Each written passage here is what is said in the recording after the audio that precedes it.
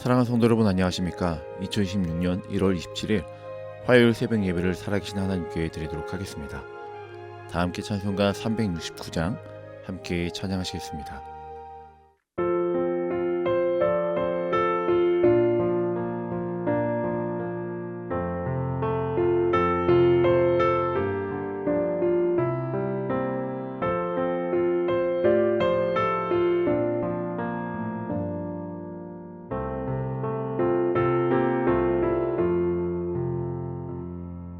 죄짐 맡은 우리 구주 어찌 좋은 친구인지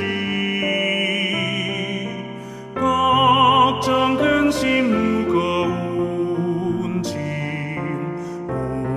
우리 주께 맡기세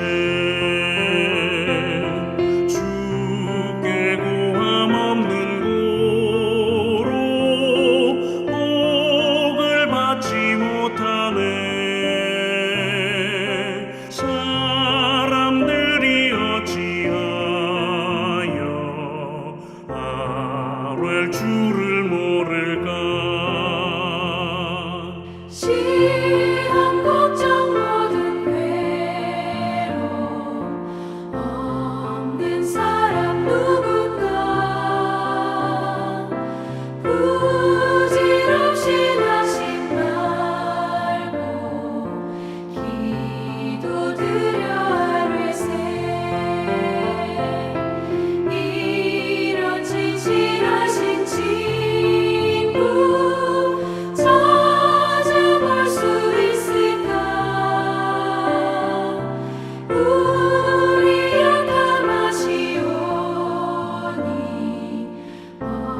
어찌 아니하를까.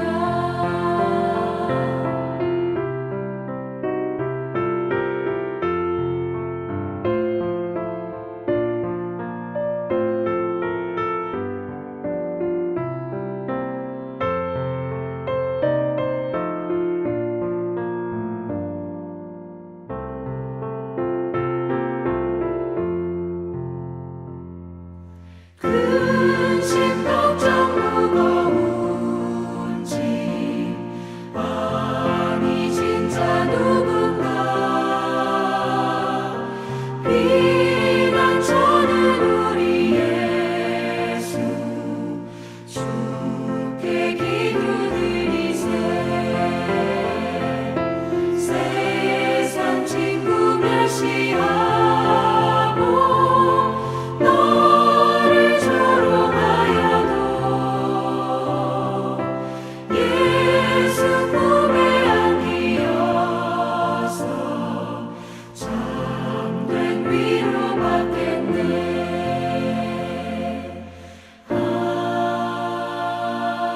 아멘.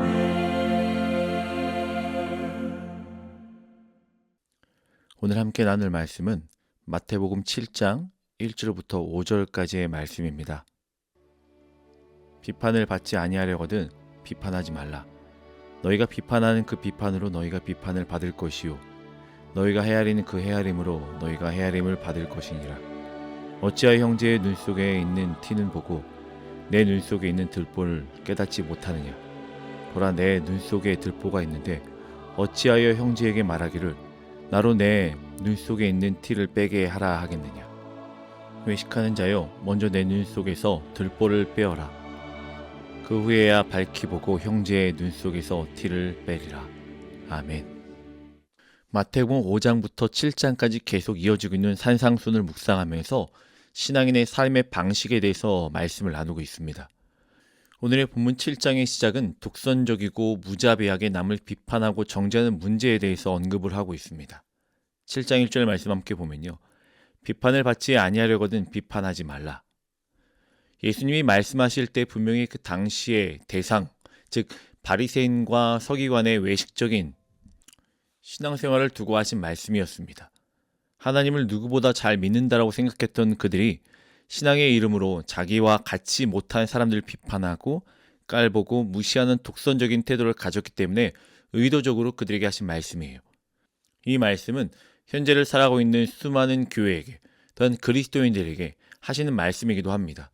분별력 없는 독선적인 비판과 정죄가 또한 정의의 이름으로 행하고 있는 오늘날의 우리에게 전하여지고 있는 말씀이라는 거예요. 그렇기 때문에 오늘 본문의 말씀을 통하여 우리는 우리의 삶을 다시 한번 돌아보고 우리의 교회를 돌아보면서 나는 과연 하나님 앞에서 어떤 존재로 서 있는가에 대해서 깨닫고 또한 마음을 돌이키며 회개할 수 있는 귀한 시간 되기를 간절히 소망합니다. 당시 바리새인과 서기관들은요, 자신들의 이기적이고 외식적인 신앙의 기준으로 다른 사람들을 정죄하였습니다. 그러나 그들의 판단의 기준은요, 결코 하나님의 말씀은 아니었어요. 자신들의 가치관과 전통과 유전이나 문화적인 배경으로 비판의 칼을 휘둘렀던 것입니다. 종교적으로 바리새인들의 의를 따라갈 사람은 아무도 없었습니다. 물론 지금도 마찬가지예요. 그들은 그런 높은 기준을 인위적으로 만들어 놓고 그 기준을 따라오지 않는 사람들, 못하는 사람들을 정죄하고 비판하였다는 것입니다. 마태복음 15장 2절의 말씀을 보면요, 바리새인들이 예수님께 대하여 이렇게 이야기합니다. 당신의 제자들이 어찌하여 장로들의 전통을 범합니까? 라고 항변을 해요.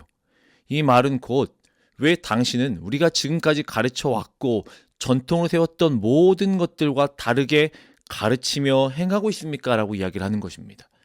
그러기에 예수님께서 6절에서 이렇게 그들에게 잘못된 것을 지적합니다.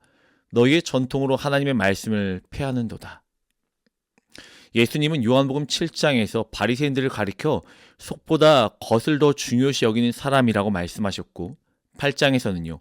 그들은 영을 따라 판단하는 사람이 아니라 육체를 따라 판단하는 사람이다라고 그들에 대해서 말씀하여 주셨습니다. 예수님의 의도는요. 바로 그러한 잘못된 비판, 감정적인 비판, 이기적인 비판, 무자비한 비판을 가장 합리적이고 은혜로운 것처럼 하고 있는 바리새인들의 그 태도를 지적하며 또한 그 모습을 보고 우리의 삶을 돌아보길 원하시는 하나님의 말씀이 여기 담겨져 있다라는 거예요. 나는 과연 어떤 비판을 하고 있는가? 누구든지 이와 같이 바리새인과 같은 비판의 태도를 가지고 신앙생활을 할 때 절대로 그 신앙은 잘할 수가 없습니다. 남을 저주하고 비판하면 그것이 그 사람에게 가기 전에 먼저 자기를 죽이는 일, 해야 하는 일이기 때문입니다. 그 때문에 그 일들이 이렇게 반복이 되면요.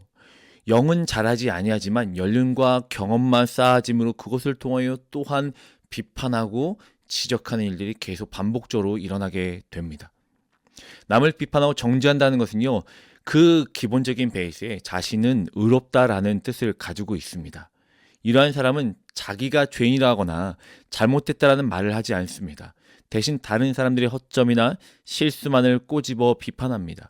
또한 자기가 비판받지 않으려 하기 때문에 끊임없이 자기를 보호하고 변론하며 이것들을 통하여 남을 더 비판하는 일들이 계속하여 쳇바퀴 돌듯이 반복적으로 일어납니다. 그런데 하나님 앞에서 자기가 의롭다라고 주장하는 것은 매우 어리석고 위험한 일입니다. 그러하면 하나님이 가려져서 그분과의 깊은 교제를 나눌 수 없고 그렇다고 잘못된 것을 못 본 채라는 것이 아닙니다. 예수님은 한 번도 죄를 용서하신 적이 없어요. 우리가 분명히 기억해야 될 것은요. 예수님은 죄를 용서하지 않으셨어요. 대신 죄인을 용서하셨다는 것입니다. 좋은 충고는요. 다른 사람을 격려하고 도와주며 살리며 또한 그 죄악된 길에서 돌이켜서 의의 길로 가게 인도하는 것이 가장 좋은 충고이고 건강한 비판입니다.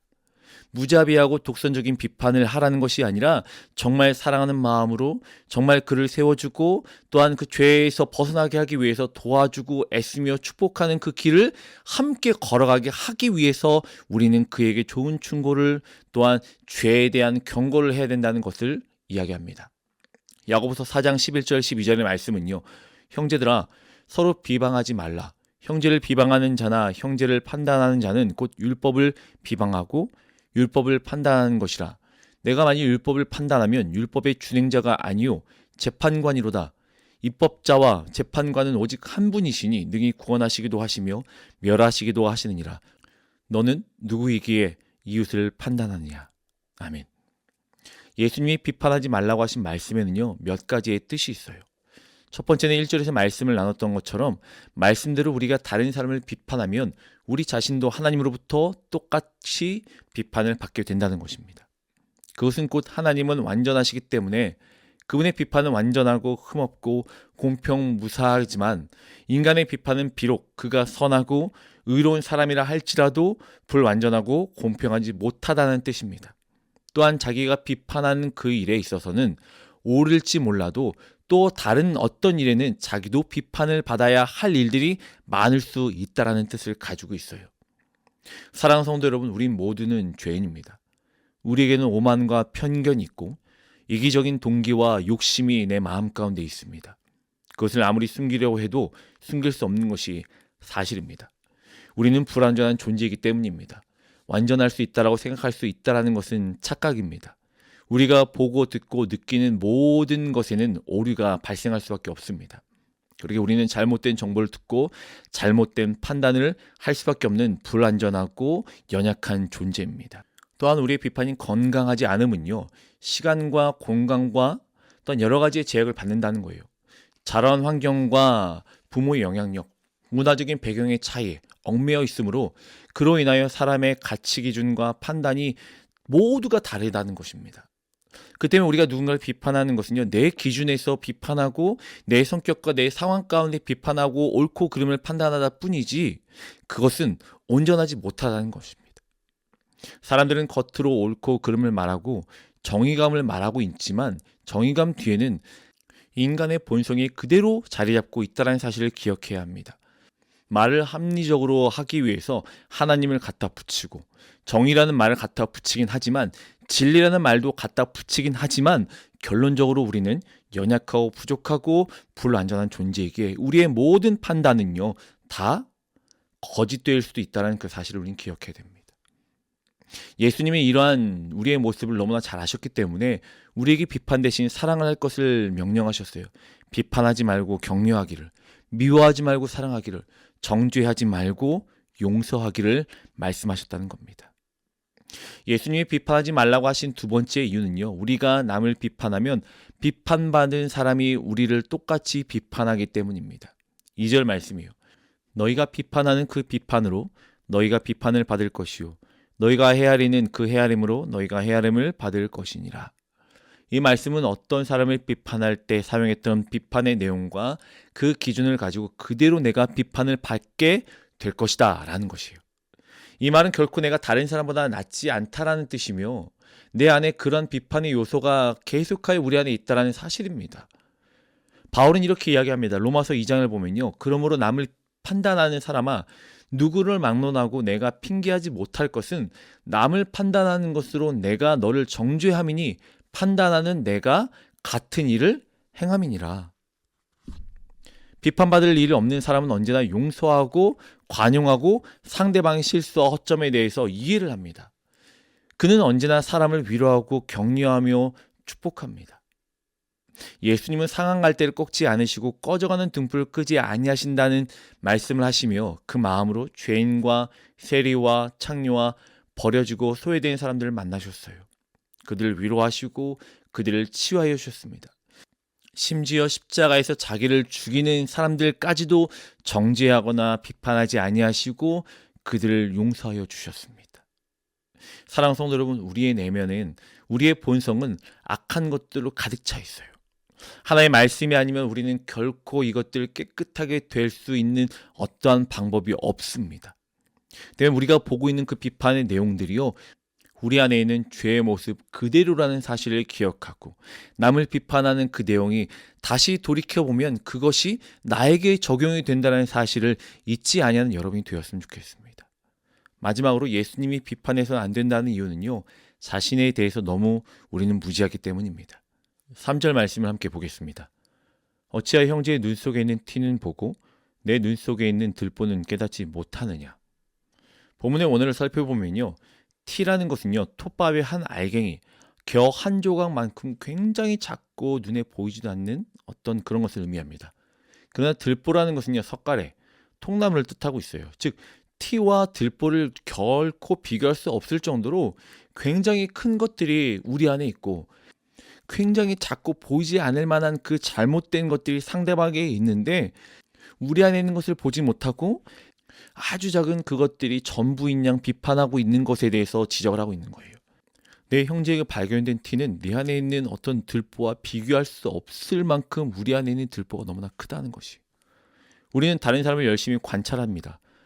그러나 자기 자신에 대해서는 보지 못하고 오히려 너무 관대합니다. 사람은 자기 자신에 대해 굉장히 무지합니다.